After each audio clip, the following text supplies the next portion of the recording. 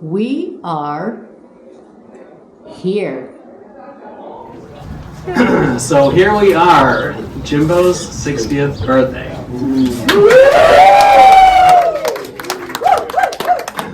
And you'll see, I have a list here, about a half dozen brave souls so far have signed up with their indication to participate in the roast. And who knows where Jimbo and I first met? Strip club. Strip club is not a bad guess, but no. Actually, how long has it been? About 15 years, Jimbo? Something like that, yeah. So Jimbo and I, we connected on Craigslist. It was not the gay hookup section. I was close. Or was it? No, of course it was in the real estate section. And that's how Jimbo and I met. Jimbo found me a tenant. We ended up running into each other at the gym, and then he made me ride bikes with him, and that's been our tradition for 15 years. But anyway, so I was a young, wanting to be an entrepreneur, starting out a business in 2015, and I met this man. His name is Jimmy Egan, and he's been around the block a few times, and from California. And so I listened to him, and he's like, answer a phone call, answer an email, just respond and do what you say you're going to do, and you're going to thrive, because there's so many shitheads in this town that don't do any of that stuff, right? And you're going to just do that. You don't have to be good at what you actually are doing. You just have to actually respond to an email, and you'll thrive. And I'm like, I should have known better than to take advice from somebody who's from California, one, rides a bicycle to work, and goes to Burning Man like every year. So but I did, and the business thrived, and we're doing really well, and I want to thank you for your insight and for everything. This man is amazing. Happy birthday, Jimbo. Well, Jimbo loves to go to Burning Man, and he used to love to go in his RV. And what's the name of the RV? Tortuga! Tortuga. Okay. Does anybody know what became of El Tortuga? No. I mean, it just probably died a death in the desert, right? I mean, that thing was like 50 years old. But no, that's not what happened. Jimbo, the entrepreneur that he is, he found some sucker to buy that old thing. He sure did. That person may have been me.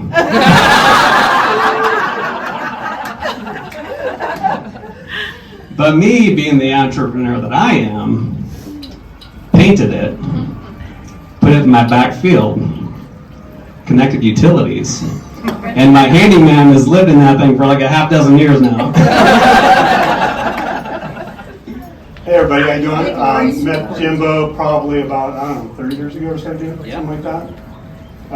We were in a networking group together, and Jimbo was didn't know him, but there was a guy that was literally knew everybody in the group and would be chattering with somebody constantly. So I got to know him pretty well. We ended up bike riding together.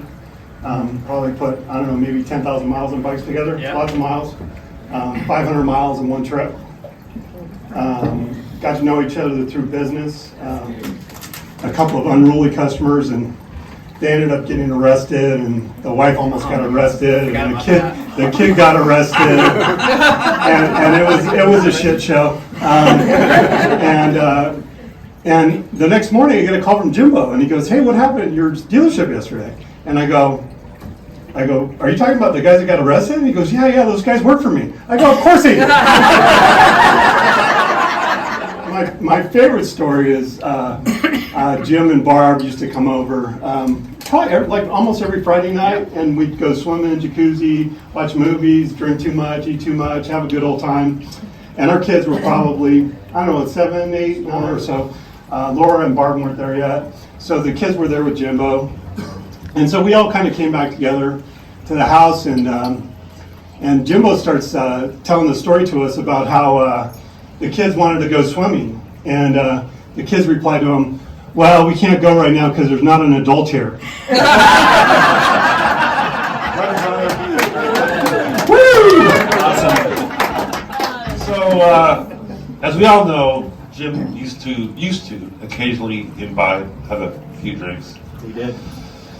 And we would go to Burning Man and get on our bicycles and ride the playa all day, all night. And at night, Jimbo and a two-wheel bicycle didn't really do very well. Lots of hazards for Jimbo back in the day. And so Jim came up with this fantastic idea. He says, I'm not going to crash my bike anymore. I'm going to get a three-wheeler. So we put the free beer in there. You can put ice, you can put drinks, you can carry your locks, whatever you're doing. It's like Jim is the center of our group, and he's carrying all our stuff. But Jim still found a way to crash that three-wheeler. There he is. Happy birthday, Jimbo. An email from Mike. So a little something. So a friend of ours from college who couldn't be here this evening sent me something here for Jimmy's birthday here. So I'll just kind of read from it. I first met Jimmy spring break of 1985. I drove down to Troy Bay with the Weasel and Pepe. I'm the Weasel, by the way. So we'd gotten there. I was sitting on the front porch near this guy I didn't know. He leaned into me and stuck out his hand and said, Jim Egan, damn glad to meet you. Of course, he stole that line from Animal House. And I clearly remember thinking, geez, what an asshole. 39 years later, I have to admit, my initial assessment was correct. Sorry, it says incorrect. It says incorrect. Happy birthday, Jimmy. Thanks, Mike. All right, so now just a couple stories for me. I'll make it quick here. So, first story that I have with Jimmy is we're down in Shoya Bay. Could have been that same trip. I'm not sure. We've been drinking all day into the evening, and at this little villa that we stayed at, there, we're in the back, and kind of off the patio, there was a little drop off, and I'm just standing there, kind of swaying back and forth. Jimmy walks up and he's like, "Are you okay?" And I was like, "I'm not feeling so well, Jimmy." And some advice that I live by to today. Jimmy looks over at me, puts his arm around me, and says, "Steve," or actually he said, "Weasel, never be afraid to puke." So sure enough, I just start hurling off the edge. So next story that I have, again down in Troy Bay on one of our trips, either spring break or after school. I think it was after the semester had ended because the water was a little warmer. Swims out to this boat, climbs onto the boat, butt-ass naked, and he proceeds to have a conversation with them for, I don't know, it could be 15 minutes, could be 10 minutes, it's hard to say, but all of a sudden Jimmy realizes that, he had this little hat that he wore. He took off his hat, over his junk, and then dives back into the water. So, happy birthday, Jimmy. Hi, everybody. So I know Jim since 2007. So I give a really hard task to him. Look for property for 35,000 cash. So he brought up with 4 or 5 listings, and we met in Maryland Parkway, Coffee Bean. Yep. That's right. That's my office. Yeah. So we went see a couple of properties, and we make an offer and we make a deal with 600 per night. He knows it. So we got the property, and I remodeled about 10,000-15,000 maybe. He found a tenant for free for 7 years. I didn't pay for penny. Wow. Man. It's 2007. So, and after that, when I decided to sell it 2017, Barbara helped me to sell it and make it be a great deal. So I know him since 2007 as the best trader agent, and he can make it your dream come true. Well, an underlying theme with Jim is Burning Man. And I have a pretty good Burning Man story or two. After hearing Jim talk about Burning Man for many years, I finally decided, okay, I'm going to go. Jim says, we're going to leave at midnight. Oh, yeah. And we're going to caravan up there, 18 miles past Goldfield, and he ran out of gas. Jimbo. So we drove up to Tonopah, another, I don't know, 40 miles. Turned around and got some gas. After we got gas, filled them up, and raced through Tonopah, or at least Jim did. I got pulled over by a cop following him. I was trying to keep up with him. I got the speeding ticket. There was a band playing that I guess was really good. I think they were like Fish. It might have been Fish that was playing. They had really amazing equipment, and Jim said, "You got to see this band." I mean, I was back at the camp, about ready to go to sleep, and Jim stumbles in. "You gotta go see this band. It's better than Carlos Santana. It's better than Joe Walsh." So I go down there with him. And by then, the musicians had all changed instruments.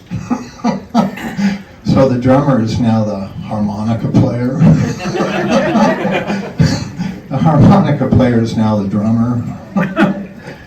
The lead guitarist is now on the keyboards.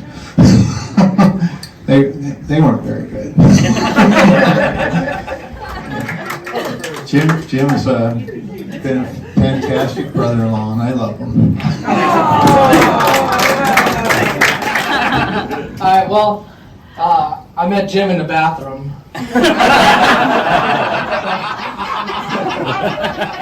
We're just waiting there, you know. Well, rumor is true. So I met Jim in the networking group, and I gotta tell you, I don't think I've ever gotten a bad advice from Jim.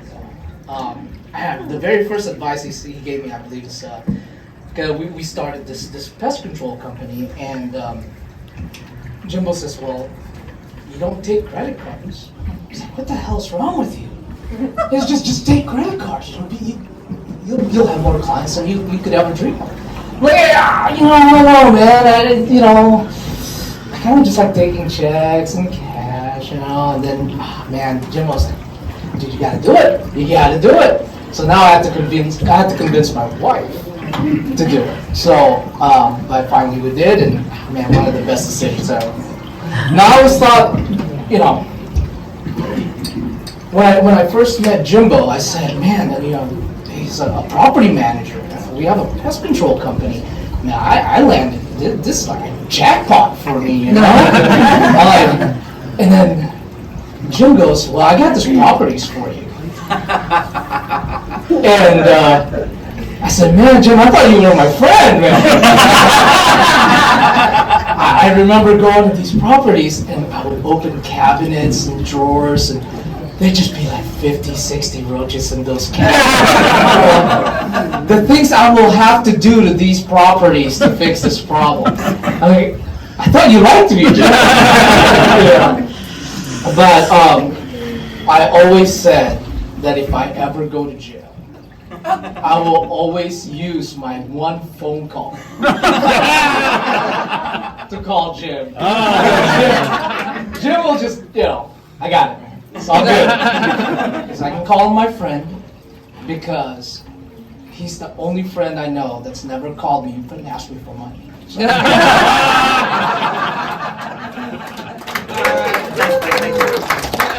So I have not known Jim since elementary, middle school, high school, college.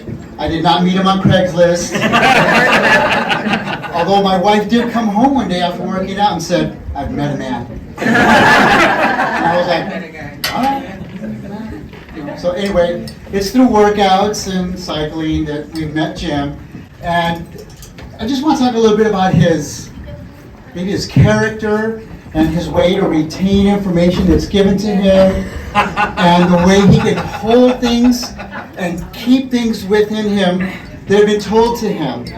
So my wife's 60th, I planned for 6 months a surprise party for her. I was throwing her a quinceañera. So I'm obviously a little Latino. My wife is the most Caucasian person you've ever met in your life.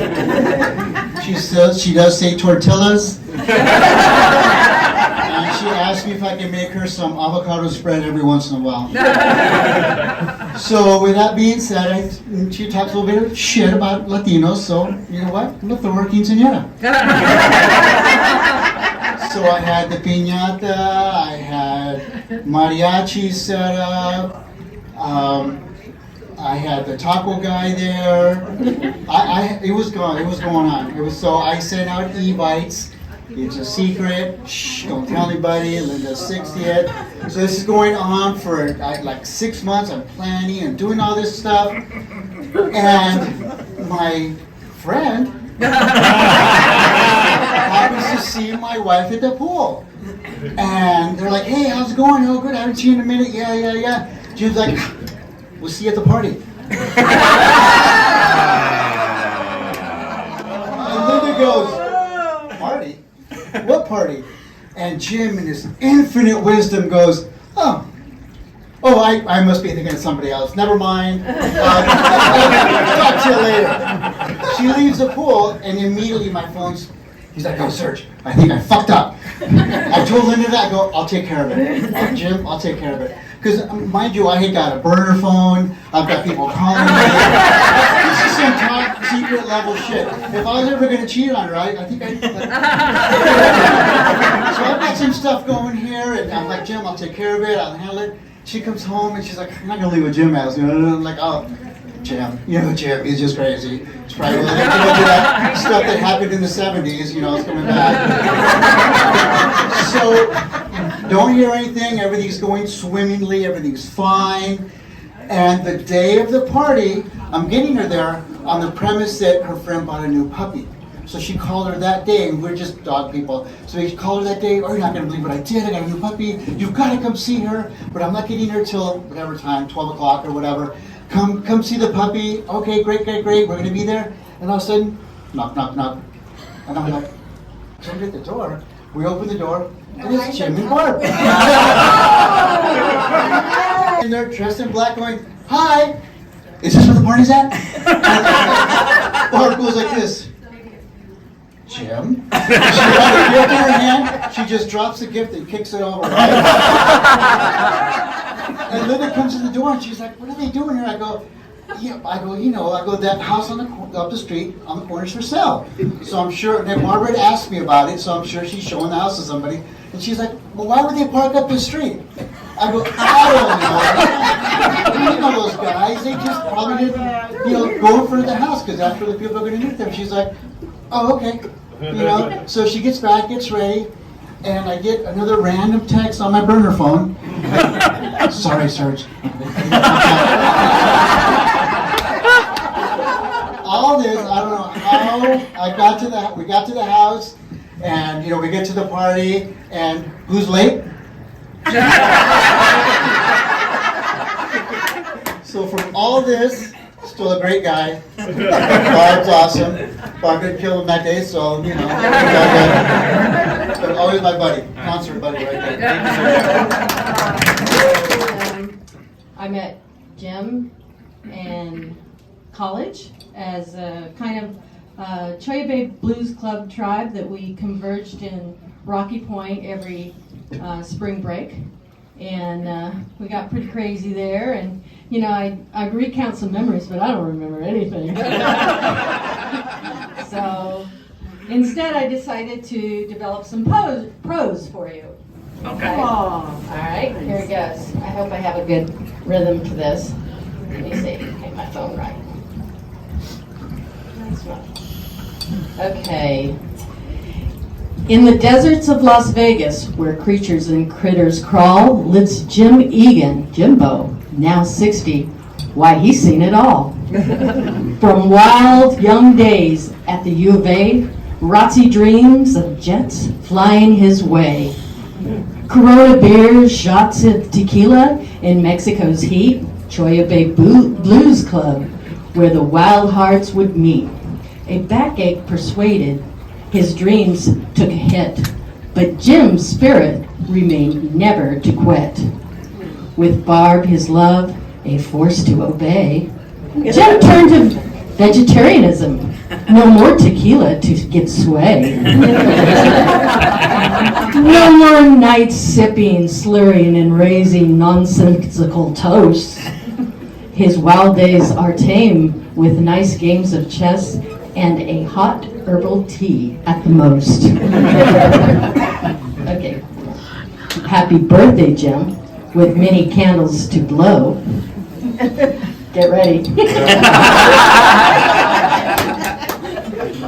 But no more shots of tequila, no more hangovers for this bro. Good friends, world travels is a healthier plan. Cheers to Jim, who has evolved into a wiser man. Wow, amazing, Katie, amazing. That was good. Came out from Sedona. Went to high school with Jim, George, and Jim and I. We all went to school together. We lived in close proximity to one another. We rode the bus year after year. Jim rode it for a few more years than us, but he did graduate. So known Jim for a long time, always looked up to him. He was always so mature. He's just had this kind of elder wisdom and super high forehead.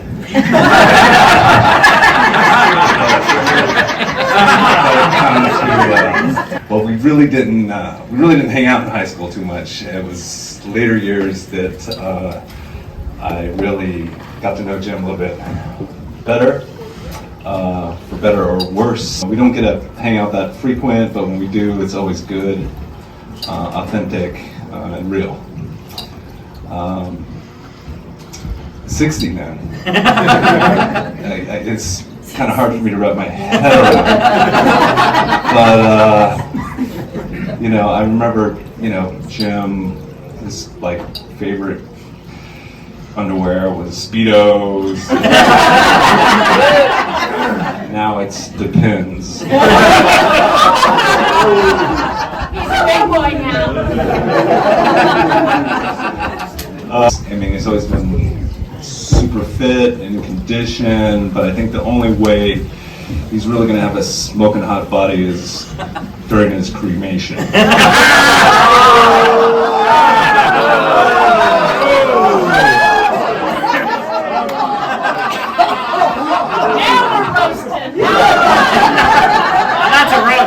Jim has he's got a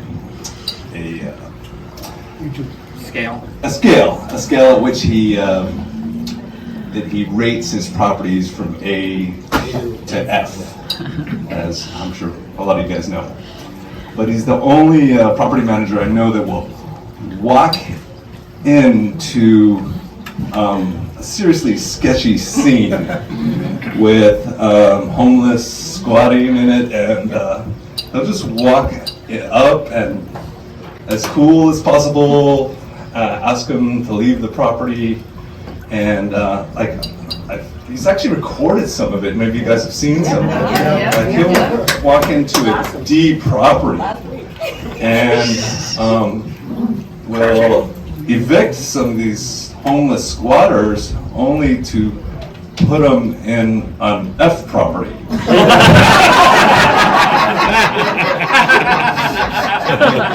So So it's no wonder that he is he's out of the country most of the time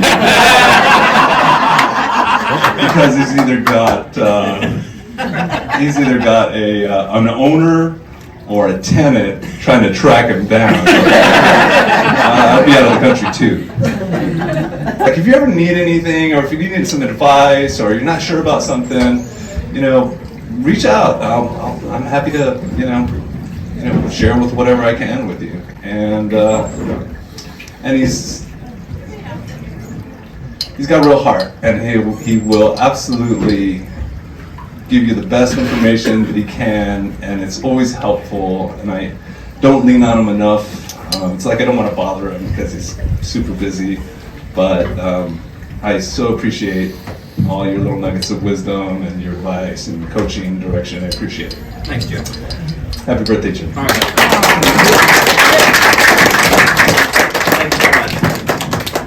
Customary to say hi, Roscoe, to the person. Oh, I'm thinking of AA, sorry. Yeah, I got confused. But it's kind of like anonymous, right? Anonymous, all friends of Jim, right? So we don't want to tell people about that. So we talked about how great spring break was, and back in the day, I was kind of a nerd, still am. But I thought, man, Jim's got me hooked up. We're going to go to spring break. Well, that's great. So I'm all ready. I got my stuff. I got my suntan lotion. I'm ready. We're going to do spring break. We're going to go out of the country. We're going to Mexico. This is amazing. I heard there was sorority girls going to be there too. So, there was one key piece of information I was missing on the day. We were supposed to drive down there. Where to meet. So I'm living, I was with Dan Heyer. Some of you guys know Dan, and he's like, "Oh, Jim called. Oh, whew, good. I thought I was going to visit."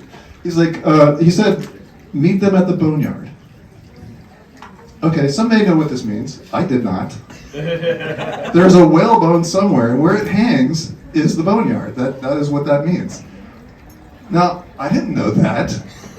And it turns out in Tucson there is another boneyard. It's Davis Monthan, where they keep old planes.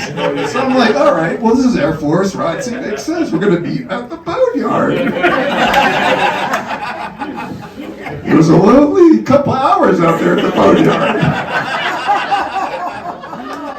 Yeah, so I heard about how great it was those first couple of years. Then finally, a friend of ours, Trey, made a map and had logistics and where to meet at Jim's address, things you might give somebody so they know what to do. So when I first got to college, I was a Southern Baptist. We don't drink, we don't dance, we don't party.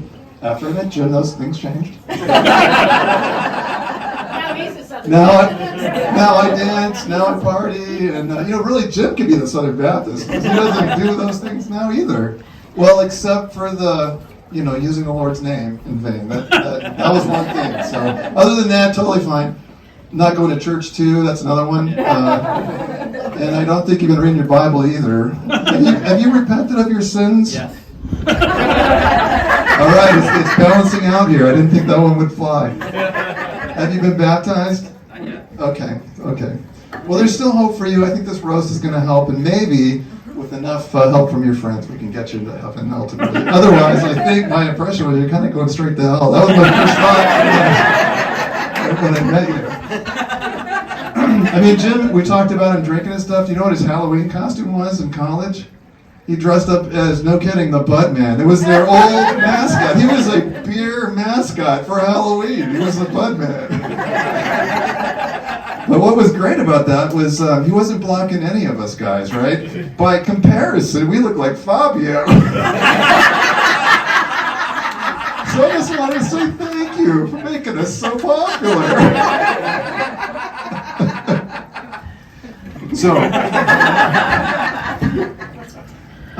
So Jim, when we got, so finally I got to go down, and then in Choya Bay he would hunt crabs. He was this big, he would go out there and serious. I mean, it's like this is like a military operation. We're looking for these crabs, And then he had conned all the girls to cook them up later because the easy part's catching them, the hard part's cooking them up, right? We're like, oh, we did the hard work. Here's all these crabs we found. But there's karma too, right? So he probably eliminated thousands of crabs out there, but then in Jamaica, he went to go fix a gutter. He put his hand up in the gutter without looking and pulled out almost it was a crab had chomped onto it because it was like, ah! Do you guys know that phrase, FAFO? It means F around and find out. Well, he did that day. It's a picture of Jimbo. He's out there crabbing. There we can see him. FAFO. Oh my God! The little crab lagoon. Thanks, buddy. No, I'll need your help for that one. No, it's a good one. All right, so you can't sum up a life. Life is non-summative. It's infinite. A view from one's own perspective into what makes a person unique is all one can do. Jim is a friend, a colleague, a mentor, an all-around good person. I am forever grateful to count you amongst my friends. Happy birthday, Jimbo, and I hope I never get as old as you. Okay. Well, I did want to talk a little bit, kind of take it down a notch, but take it up. I meant to mention what a great heart this guy has. If you know him throughout the life, there's many chapters of his life, but in every chapter, he's someone who's helping someone out with no judgment, inclusion, and just like walking into these properties, no judgment, just keeping people dignified in the whole experience. I mean, you had those kids come in and live with you in California, and that was amazing, you and Barb doing that for those children. And then later on, you come into Vegas and you clean this place up, and everybody's praising God, and everybody's clean and sober. It's amazing. No, honestly. So actually, you know, you're a very inclusive person. Just recently, you had your dad here in his end days, and what a special thing that is. I want to acknowledge that man in your life, and it's giving dignity to people in life is what's important. And your heart is so huge, and you're an example to all. So that's why we want to do the hokey pokey.